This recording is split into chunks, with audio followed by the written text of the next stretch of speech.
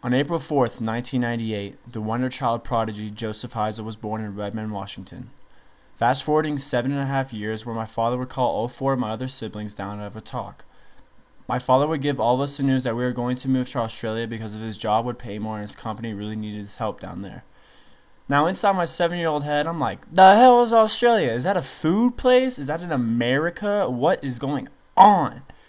Going from Seattle to LAX to Melbourne, Australia is where I would live in Sandringham, Victoria. As you guys can see the red arrow, that is my school right next to where I lived.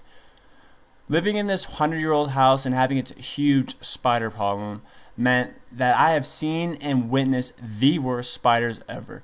I've seen them on ceilings above my brother's head. I saw the fattest Olympic spider to ever exist right next to the front door, and a lot of daddy long legs, but those were fine. They were just straight chilling and they couldn't really do anything, so I wasn't afraid that much, but I still murdered them, don't worry.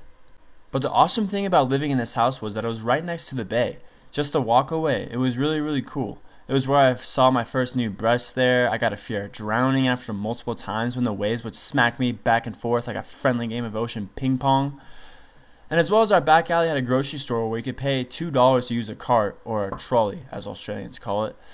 And school classrooms were different in a small school where everyone knew everyone. I found out the awkward way when my teacher asked, "What year are you?"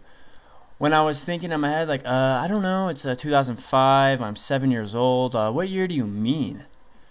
Later I would find out that she was asking what grade I was in, and I was in fact in first grade, and the classes were split up where first and second graders had the same classroom, same with third and fourth and fifth and sixth.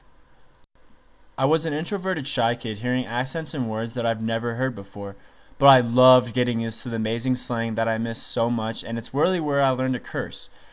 Everyone there did it and it wasn't a problem, which is different from the family I had in America, where if I said shut up to one of my annoying ass siblings, they would just spank me.